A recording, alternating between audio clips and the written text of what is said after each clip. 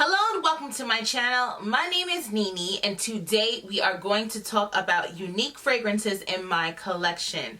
This is actually a part of a fragrance tag started by the beautiful Manal Hill from the Perfume Realm, both here on YouTube and Instagram, and I was actually tagged by Jennifer of Perfume Collections and Reviews.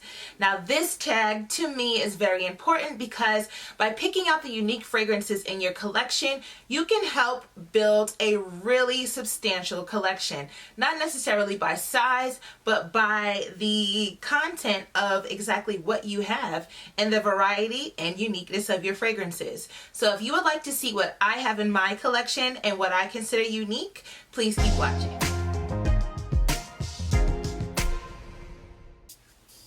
Hello again, my name is Nini. If this is your first time coming across one of my videos, here on my channel I share everything that I love, whether that be fragrance, both home and body, food, that's cooking, hauls, and all of the sorts, family. I am a mother and a military wife, so I will be sharing some content along those lines as well. So I hope that you will click the subscribe button as well as the notification bell so that you'll be notified every time that I upload, whether you like one or all of the types of content that I offer. So now let's dig into this tag. Today I will be sharing 5 fragrances in my collection that I consider to be unique. Yes, 5.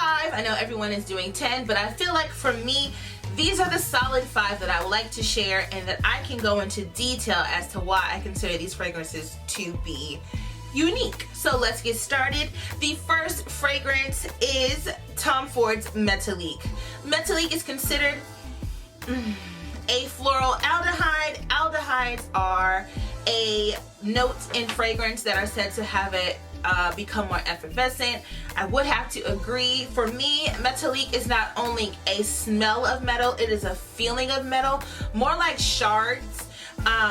What I can paint the picture for you is, you know, in the winter time where there's like frost on a pole, or even sometimes your zipper, when your zipper gets too cold, you have that metallic smell. But imagine that smell mixed with florals and vanilla. It is absolutely divine. My good scent sister here on YouTube and Instagram also describes this fragrance as a cold metal spoon dipping it into a vanilla bean ice cream, and I would have to agree, but just also add on some white florals on top and then you have Metalique. This is something that is very different from any other fragrance that I have in my collection, and I'm so glad to have this edition. I encourage you to get your nose on it, and this is Tom Ford's Metalique. The next fragrance is one that is no stranger to YouTube, and that is Jean Paul Gaultier, and this is Labelle. Now the reason why Labelle is a part of my unique list, even though many people have this in their collection, this I would have to say is the most realistic fruit note, which is pear.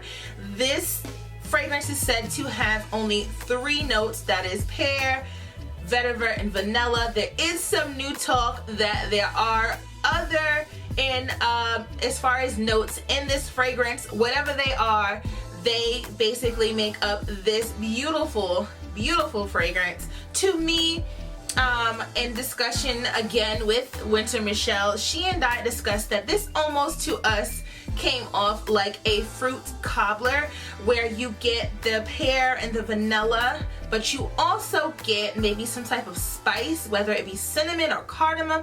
Something else is there that is not mellowing out. This is actually, it's almost like seasoning or dash of something of your secret ingredient to the best dish on the table at Thanksgiving. And if you wear this when you go out, you are definitely the main course, okay? Definitely. So again, this is Jean Paul Gaultier and this is Labelle, a unique fragrance in my go to a non-gourmand, and that would have to be Flora Botanica. Now, Flora Botanica is absolutely one of my favorite fragrances that I've ever come across, from young to even now. This is a forever in my collection, and let me tell you why. Now, the reason why Flora Botanica is a unique fragrance in my collection is because it is my very first, but it is also my favorite green fragrance. Flora Botanica is a herbal, fresh, green, lush rose. This is definitely one that I will wear year round. It is so calming to me and for me. I can spray this on a rainy day, I can spray this on a cloudy day, I can spray this on a sunny day. It is just something that does not smell like grass. It is, you know, when you think of a green fragrance, especially for someone like me who has always worn fragrance, but I've steered away from A, florals, and B, green fragrances. And this one is one that has all of those things, but it's done so well that it's enjoyable. It is very, can this be unisex? To me, this is more feminine leaning just because of how it's beautiful in the sense that herbal, it's just very delicate. I mean, a man can wear it. I just think that it smells absolutely amazing on a woman because of how the sillage comes off. You can still smell the embodiment of the green and the rose in this fragrance. This does have a note of cannabis, but cannabis in the sense of the plant in a pot, not a pot in a weed or a blunt. So it's not the same thing. This is definitely one that I encourage you to try out, especially if you're looking to expand your fragrance palette. I would say to definitely try out Flora Botanica. The next fragrance is one of my favorites from my favorite house. My favorite house at this time, let me put that disclaimer in here. My favorite house at this time is Parfums de Marly, and this is Darcy. Darcy is my graduated patchouli fragrance. This is not for the faint at heart. This is even said to be along the lines of Coco Mademoiselle. The opening of this is similar to Tom Ford's Velvet Orchid. However, with both of those fragrances in mind, this is, again, the graduated version. If you look at the shape of this bottle, you will see that Miss Darcy has some curves.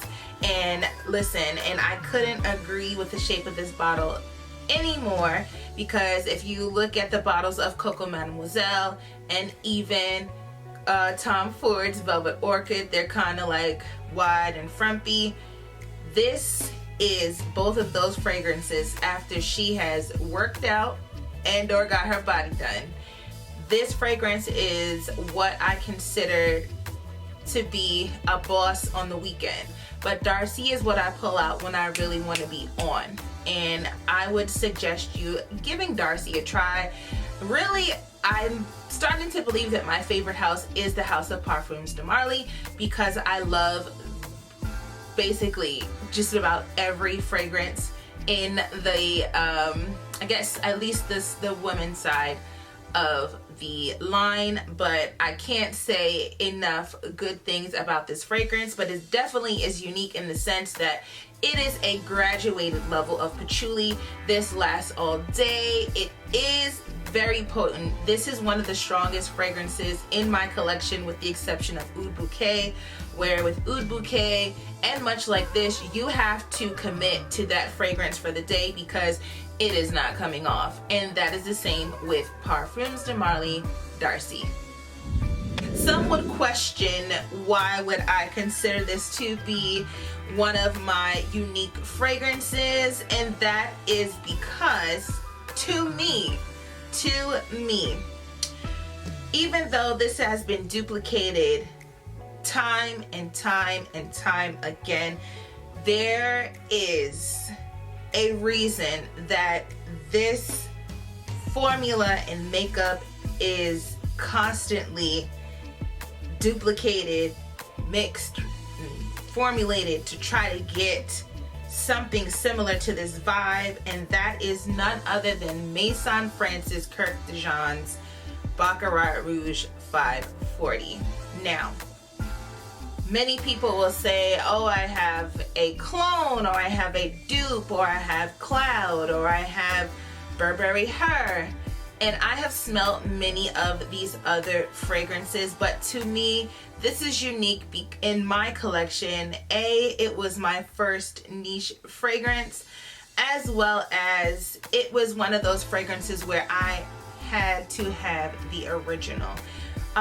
Very rarely will you find that you have to have the original of some fragrances, but Baccarat Rouge was one of those for me. This is, and I love the way that my girl Keikobeauty, she says this is like a sexy band-aid, and I would have to agree. This fragrance is so unique where people either love it or they hate it. There's something about it that is so intriguing, so sexy. The sugary sweet plasticky smell in this fragrance has intrigued me for years, and I finally received it as a gift from my husband, and I love it, and it is a forever staple in my collection. And again, that is Baccarat Rouge 540. Now that I have shared 5 unique fragrances in my collection, I would love to hear some of the fragrances in yours that you consider to be unique. And if you have not done this tag, I encourage you, if you are a creator, to go ahead and look at your collection and pick out the fragrances that are unique or unique to you. And I would love to hear them. Tag me in your video or tag me on Instagram and let me know that you have uploaded your video. And I will see you in the next one. Bye!